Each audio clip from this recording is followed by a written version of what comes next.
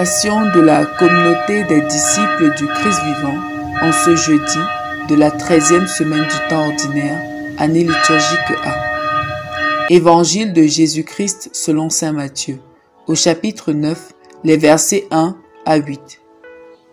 En ce temps-là, Jésus monta en barque, refit la traversée et alla dans sa ville de Capharnaüm.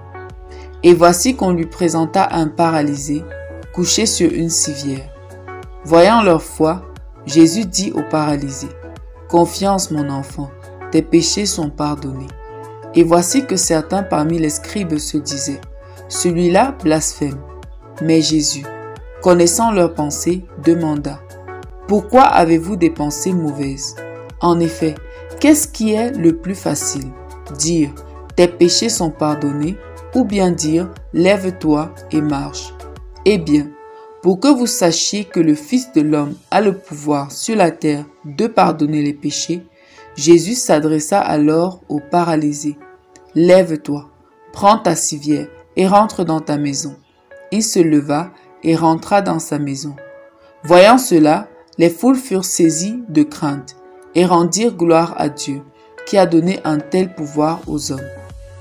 Acclamons la parole de Dieu. Voyant leur foi, le Seigneur dit, « Confiance, mon enfant. » Chers frères et sœurs en Christ, rendons grâce à Dieu qui nous donne ce nouveau jour pour bénéficier de ses abondantes grâces.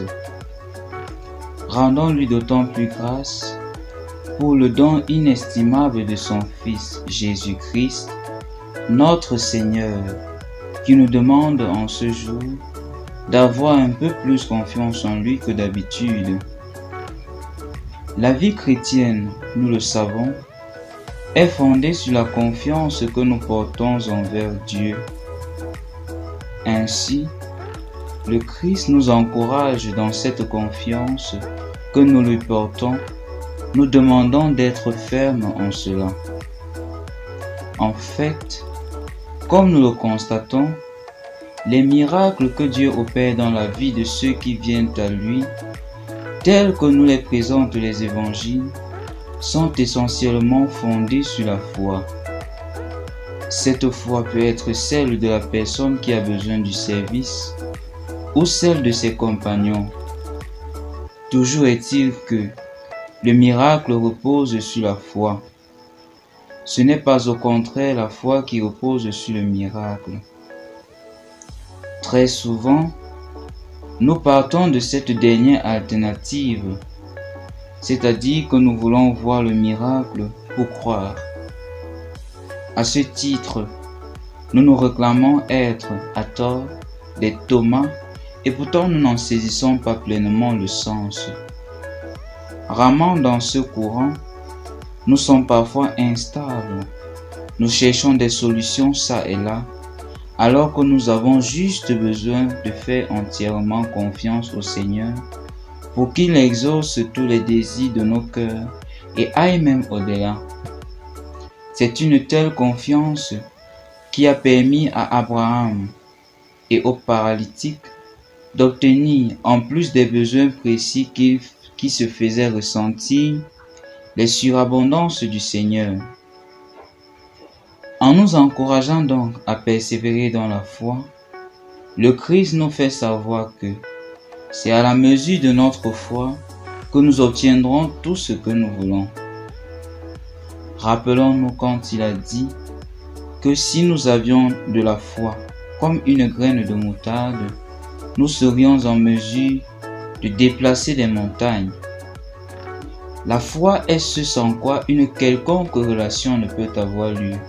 À plus forte raison, la relation entre Dieu et nous. Notre foi envers Dieu doit aller croissante. Elle doit être dynamique et non statique. Cette croissance passe aussi par la fermeté que nous manifestons quand notre foi est éprouvée. Il est donc important de s'interroger sur comment nous nous comportons face aux épreuves. Les confions-nous à Dieu ou restons-nous à nous plaindre et à accuser les gens?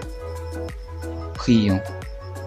Seigneur, aide-nous à avoir une totale confiance en toi, quelles que soient les situations que nous traversons. Aide-nous à te rester fidèles toute notre vie. Intercession. Prions pour tous ceux dont la foi est bousculée, afin que le Seigneur les comble de ses grâces, pour qu'ils lui demeurent fidèles jusqu'à la fin. Marie, modèle de foi, intercède pour nous. Exercice du jour. Examinez comment j'aborde mes moments difficiles et demandez à Dieu la grâce de grandir dans la foi. Amen.